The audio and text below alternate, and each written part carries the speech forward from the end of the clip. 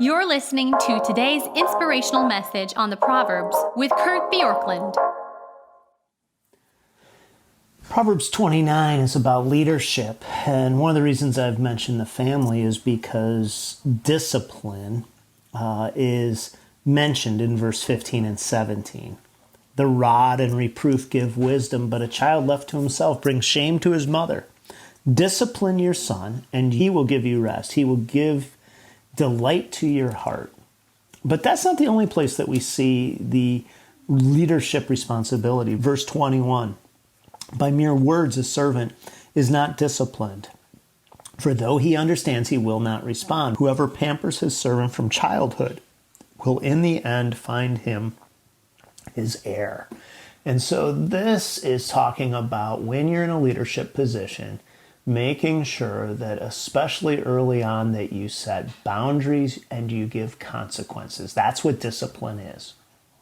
That you say we're not going to eliminate consequences and we're not going to operate without boundaries.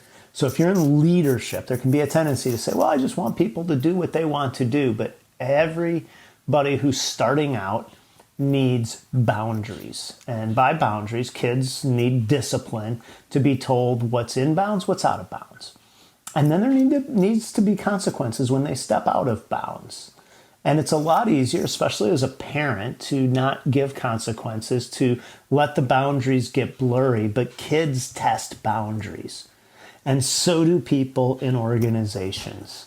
I have said many times something I heard and I used when I was working in different organizations, and that is it's better to ask for forgiveness than permission, which is not necessarily a great statement, but it was my way of saying, go ahead and do what you want to do and let somebody correct you later. Now, when I was working, usually it was not, I'm going to try to get away with something. It was, I want to advance something, and rather than trying to run it up a flagpole, I'm just going to do it and let somebody tell me to stop. But often what happens when people are in organizations is they will test boundaries until somebody says, here is the line, and gives a consequence. So if you're in leadership, whether it's a parent or an organization, an institution, be clear about your boundaries and be consistent in giving consequences, because anything else is a failure to provide leadership. And what this says, in essence, is that if you give that, you will bring wisdom, but if you don't, that person will bring shame. That's verse 15. And if you give it, they'll bring you rest, they'll bring delight. Verse 20, then there's a sense in which it says, verse 21, that this person will be your undoing. That's the idea here.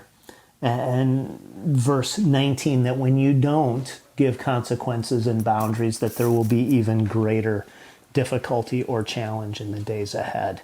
Anybody who's parented knows how this works and knows how much a child will push boundaries.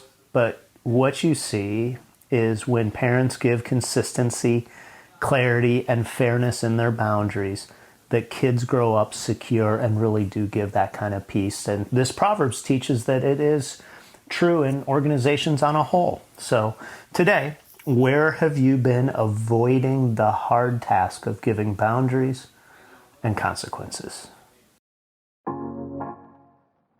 Thanks for joining us here today. There's a lot of great content to explore on Orchard Hill Plus and on the Orchard Hill main feed from the weekend. Have a great day.